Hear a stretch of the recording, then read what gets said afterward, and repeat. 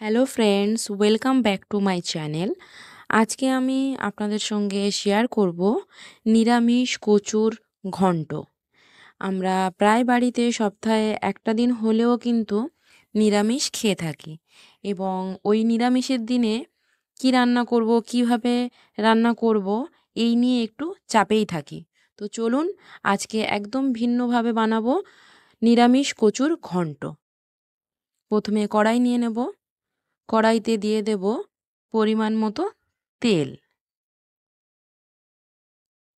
দিয়ে দেব তেজপাতা, শুকনো লঙ্কা, সামান্য পাঁচফোড়ন। লাল হয়ে এলেই দিয়ে দেব কেটে ধুয়ে রাখা কচু, দিয়ে ভালো করে নাড়িয়ে চাড়িয়ে নেব। দিয়ে দেব গ্রেট করে রাখা আদা, দিয়ে সামান্য লাল লাল করে ভেজে নেব। দিয়ে দেব পরিমাণ মতো লবণ, দিয়ে একটু নাড়িয়ে চাড়িয়ে নেব। দিয়ে দেব কয়েকটা কাঁচা লঙ্কা, দিয়ে কিছুক্ষণের জন্য চাপা দিয়ে রাখব। কিছুক্ষণ পরেই চাপাটা খুলে দিয়ে একটু ভালো করে নাড়িয়ে চাড়িয়ে লাল লাল করে ভেজে নেব।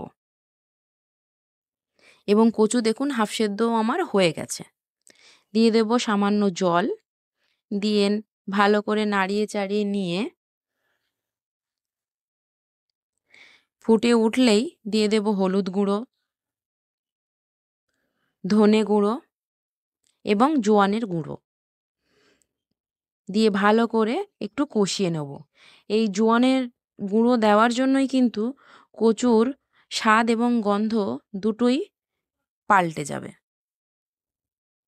দিয়ে ভালো করে শুকনো শুকনো হয়ে এলে এবং কচুও যখন পুরো সেদ্ধ হয়ে যাবে, দিয়ে দেব ঝোলের জন্য পরিমাণ মতো জল।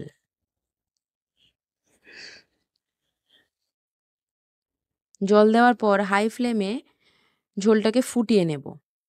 ফুটে উঠলে ঝোলের পরিমাণ দেখে গ্যাস অফ করে দিয়ে দেব ওপর থেকে জিরে গুঁড়ো।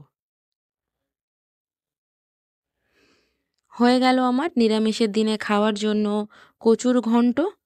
যদি আপনাদের ভিডিওটা ভালো লেগে থাকে, প্লিজ ছেড়ে যাওয়ার আগে like, comment, share and subscribe করে যাবেন।